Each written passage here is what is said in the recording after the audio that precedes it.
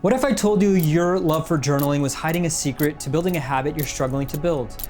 There's one simple shift that can turn your journaling routine into a powerful reading habit, and once you see it, you won't be able to unsee it. Let's unlock it together. Hey, my name is Nick. I am a former marketing executive turned content creator, here to help you find a journaling method for self-reflection. Have you ever finished a book and forget half of what you've just read? Or maybe you fall victim to the reading of the same line over and over and over, or turning back pages trying to realize what is the context of this last paragraph. But let's fix that. I'll show you how to turn your bullet journal into a personal library of insights so you can remember information, apply these learning principles, and start to love reading as much as you love journaling. Real quick, let me tout on why reading is so good for us. It engages our brain in thinking, in language, and it also helps with imagination, like world building. One book can unlock information that can change your life, your business, or your relationship for the better. So the key to getting past any resistance of reading is to leverage your journal.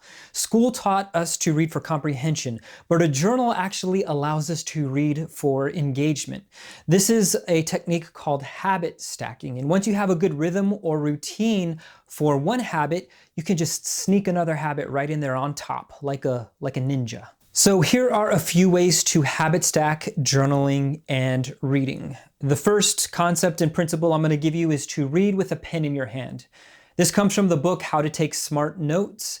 And in this book, there is a lot of information that is going to help you build a very strategic way to journal and read. The connection between reading with a pen in your hand for taking notes and retaining the information is well documented, and I have a link in the description to an article that is going to show you why handwritten notes help us retain information better than typing them out. So reading with a pen in your hand will not only build knowledge, help your memory, it will also allow you to explore books to reconnect with yourself if you feel disconnected from life. I'll give you a brief example of some of my reading notes and what it looks like in my journal. And I'll also touch on some books that can help you get unstuck if you feel that you are not progressing in a particular area of life. If you're here just for the journal vibes, that is cool too. In the book Taking Smart Notes, the author tells the story of one Niklas Luhmann who created the slip box method. Many people call this the Zettelkasten method. I call it reading notes just to keep it simple. And Niklas was a German lawyer who, like many, realized after college and getting his degree that he didn't want to actually take on clients. He didn't want to be a lawyer. His passion was reading and writing, and he wrote about sociological things for fun. Long story short, one of his writings was introduced to a professor at a college, and because it was so well written, he offered Niklas a job. And Niklas's response was, "I don't have a sociology degree, I am not qualified, but hold my beer." And within 1 year, he received an advanced degree and wrote a book on the topic of sociology and accepted the role. If you think that's impressive, this guy wrote over 58 published books, and he also published hundreds of journal articles. I believe you should care about this German dude who published a bunch of books and articles because his method helps understand why we can leverage a bullet journal for reading. He says this, and this is from the author of the book. His name's Sönke Arns. On page 7, he says, "Good students also look beyond the obvious. They sneak past over the fences of their own discipline, of their own job. And once you've done that, you cannot go back to do what everyone else is doing, even if you must deal with these incongruent ideas that come without a manual of how they fit together." What he's trying to say here is once you start to mix domains, and as a good student and as a good learner, we're here to remix ideas. And good learning is a remix, and your journal is the canvas for your new ideas to grow and to help you move towards your future goals. One more thing about Niklas Luhmann, he most likely was the most productive man on the planet, and his technique should be taken seriously, but there's this one thing, and I think this sets him apart in this hyper-productivity world. He never forced himself to do anything he didn't feel. He even said, quote, "I only do what is easy. I only write when I immediately know how to do it. If I get stuck even for a moment, I put the matter aside and I do something else. That's insane in our culture and our society. And this is the magic of reading notes. It's humane. It isn't going to feel like a chore. It isn't going to bog you down or make you feel guilty for not getting it done. This method is going to help you leverage that love of journaling, and you're going to easily build a reading habit. So let's learn this method really quickly. I'll be paraphrasing, so if you want really more details on this Zettelkasten reading notes, fleeting notes method, there's a link in the description. So first, we talked about this. You want to read with a pen in your hand. It's called taking a fleeting note. And you write in your own words the idea that stands out to you. This is so important. Definitions, maybe it's story summaries, principles of the book, or quotes that you like. But when you write and summarize your ideas in your own words, you're closer to understanding the fundamentals of an idea and not just talking in like 5.1 surround HD 4K. That kind of means nothing to a lot of people.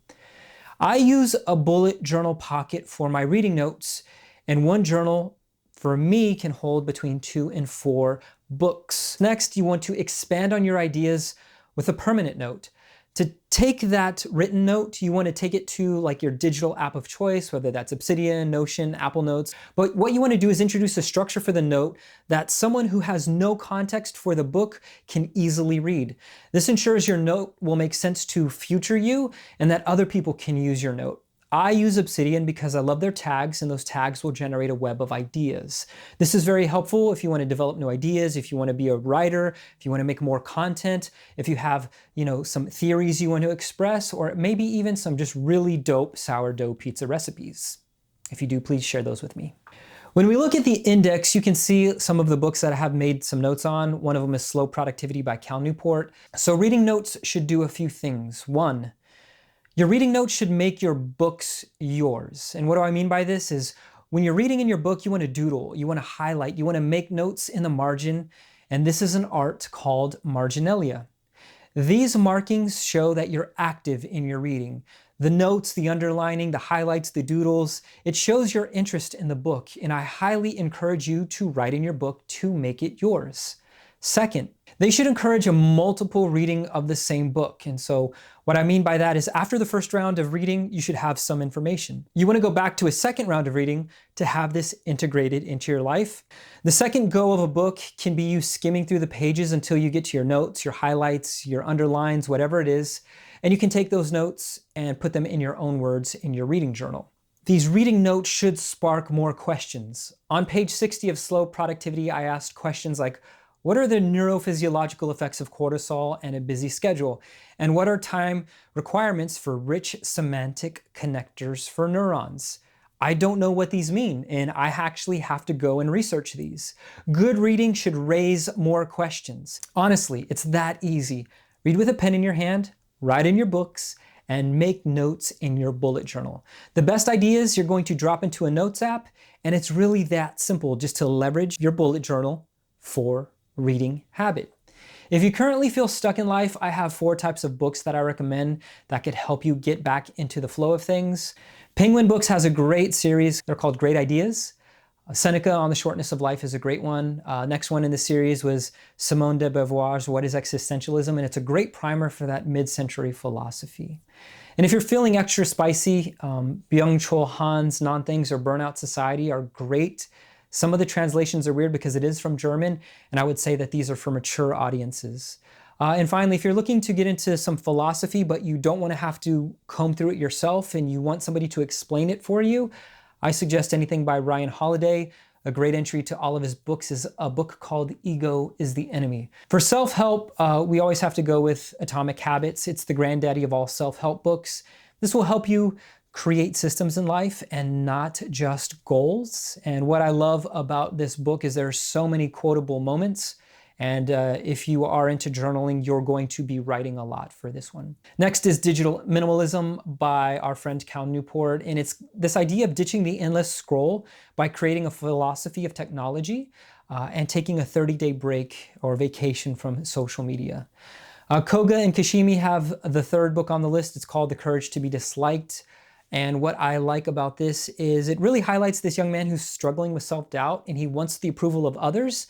and he's increasingly becoming bitter in life. His conversation with an older, wiser man is groundbreaking, it is fresh, and if you are bitter in life or you're becoming more cynical and jaded, this book is for you.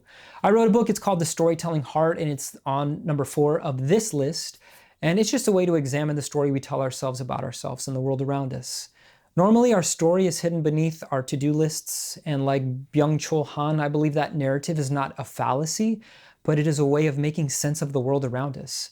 The book that I wrote looks at the hero's journey and gives practical application to shaping our story for the better. And if you've seen any of my podcast videos, I always have this line, it's, better stories lead to brighter futures. And this book is expounding on that because it's true. Productivity lovers, here are 4 books that are going to kick you in the to-do list, get you in high gear, but also help you not burn out while doing so. The first one is 4,000 Weeks by Oliver Burkeman, and it's a hilarious and humane look at realigning our humanity with our task list. I know that this book is equal parts merry and morbid, so if you have existential dread, this will help you get over it by just dragging you straight through it.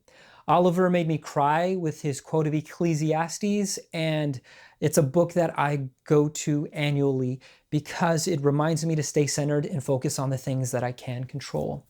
Slow Productivity is another Cal Newport entry here in the productivity space. And I've read this book multiple times, and it's essential for any knowledge worker. And if you want to know if you're a knowledge worker, if you work at a keyboard, 90% chance if it's technology related, you're a knowledge worker. In this book, he tells us we need to obsess over quality, we need to work at a natural pace, and we need to know that overwhelm is inhumane and ineffective as a business strategy. It's equal parts punk rock and Zen all at the same time. Another book in productivity is Reset by Dan Heath. The Heath brothers have some of my favorite, they're just some of my favorite authors.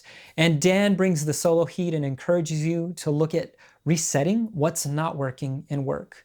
Another one on this list, I would say, is Wired to Resist by Britt Andreatta. She looks at how the habenula and the amygdala, how they work in shaping our mental maps at work. And if there's chaos at work, it's going to get us into a place where the whole organization is going to be in limbic abduction. If you don't know what that means, it means essentially like slow, like go slow. It's a major theme in this book. And if you care about psychology and work, this is a book for you. Finally, spirituality and religion. I must warn you that a lot of these are through the lens of Orthodox Christian religion. And in our current cultural context, we've seen a hyper-politicized version of Christianity on television. It's been co-opted and hijacked for economic and political gain and doesn't even remotely resemble the first century practices of meditations of love. First is Anything by John Mark Comer. I love his writing and the elimination of hurry, the pursuing of rest, and how we need to be more of people who practice a faith rather than just having like theological furniture to rearrange in our head. A great starting point is Garden City, and if you're really not feeling like making an investment in like a whole book, there's also something called the Practice Series. They're tiny booklets about practicing faith. Next is Viktor Frankl's Man's Search for Meaning, and Viktor Frankl is right up there, with some of the greatest psychologists. But what's crazy is his ability to survive the World War II German concentration camps, and his insights on logotherapy and assessing meaning will inspire anyone, no matter what your religious background. Next is going to be Emotionally Healthy Spirituality by Pete Scazzero, or The Emotionally Healthy Leader. And Pete tells the story of how his life was in shambles as a pastor, and it was because he was emotionally immature. And it doesn't matter how much faith you have if you're an emotional pinball. In this book, Pete gives us the tools to deploy emotional maturity and to grow up. Finally, Prayer by McRoberts and Erickson is an art book that is beautiful and simple. Prayers are short. The examples in art are mesmerizing, and it's a classic art book on how contemplation is missing in the modern Christian faith. Now, I'm not saying read all of these books. I'm saying just pick one and maybe bookmark this video and come back to 2 to 3 months and choose another. Reading notes, journaling, and discovering a passion for learning is what makes us human and can help us recover a sense of self or identity that's been lost to hyperproductivity. I hope this has inspired you to read with a pen in your hand, and as always, I hope you tell the world a good story. Peace.